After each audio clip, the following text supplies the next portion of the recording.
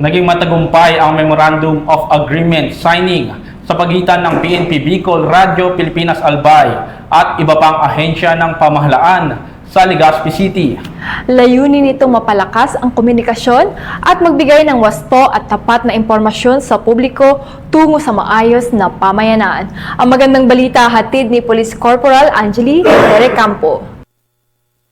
Ang Police Regional Office 5 sa pamumuno ni Police Brigadier General Andre Perez Dizon, Regional Director, at ang Radyo Pilipinas Albay sa pangunguna ni Ms. Nancy Mediabilio, Acting Station Manager, ay formal na nagsagawa ng partnership sa pamamagitan ng paglagda ng isang Memorandum of Agreement na nagtataguyod ng operasyon ng Radyo Pilipinas Albay na isinagawa sa PRO 5 Sandigan Park, Camp Bigen, Simeon A. Ola, Legazpi City, Albay nito lamang Pebrero 24 taong kasalukuyan. Kabilang din sa lumahok sa nasabing kasunduan at nagpahayag ng suporta ang iba't ibang ahensya tulad ng Office of Civil Defense Bicol, Albay Electric Cooperative, Philippine Coast Guard District Bicol, Civil Service Commission, SSS Legazpi Branch, PhilHealth Regional Office 5, Department of Education at Department of Information and Communications Technology. Bilang bahagi ng kasunduan, ang PRO 5 ay naglaan ng airtime sa radio program na Kasurog Cup sa Bagong Pilipinas na ipapalabas tuwing Biyernes mula alas 2 hanggang alas 3 ng hapon sa DWJS Radyo Pilipinas Albay.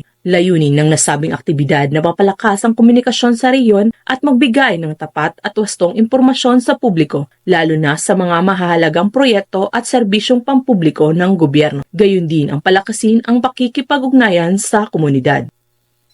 Ang Radyo Pilipinas po kasi yung kanyang initiative na ito ay patuloy kong pinapasalamat kay Ma'am Nance kasi sabi ko, Ma'am, kailangan talagang makarating sa mga kasulok-sulokang bahagi ng Bicol yung serbisyo ng Pilipinas, yung serbisyo ng gobyerno. Kasi doon tayo nasisingitan ng ating mga kalaban na sinasabi nila na walang ginagawa yung gobyerno. Kahit sa 1 kilo na bigas, isang sardina, sinasabi nila na hindi ka inaasikaso ng gobyerno. Itong napagsikapan namin, ito ang ibibigay namin sa inyo. Kaya dito kayo sumama sa amin dahil dito may services. Yun po ang isa sa pinagpupunyagi natin dito na iparating sa ating mga kababayan na hindi sila pinababayaan ng gobyerno, na may gobyerno na kumakalinga sa kanila na dapat iparamdam ng bawat isa sa mga ahensya na under sa Republic of the Philippines. So madaling tandaan ang Radyo Pilipinas, RP, Republic of the Philippines. Today's ceremonial signing and the creation of the Radyo Pilipinas Regional Communications Group mark a new chapter in our efforts to strengthen communication and collaboration. This initiative will not only enhance our ability to reach more communities, but also ensure our messages of peace, safety, and unity are heard loud and clear across the region. Let me assure you that the PNP will always keep its doors open to the media. We are your ally in ensuring a free and responsible press. We recognize the indispensable role you play in our democracy.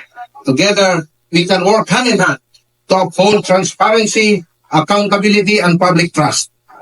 As we move forward, I call for unity and cooperation among all stakeholders. Let us continue to work together in pursuit of our common mission to serve the public and create a safer, more peaceful community for all the Bicol region.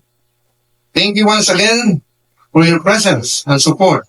May we all remain steadfast in our commitment to building a better future for our region. Mabuhay po tayong lahat. Asin sa giranay, Diyos mabalos po sa Telegos. Mula dito sa Riyong Bicol, ako ang inyong PNN Correspondent Police Corporal Angelito Recampo, alagad ng batas, tagataguyod ng Balitang Pulis.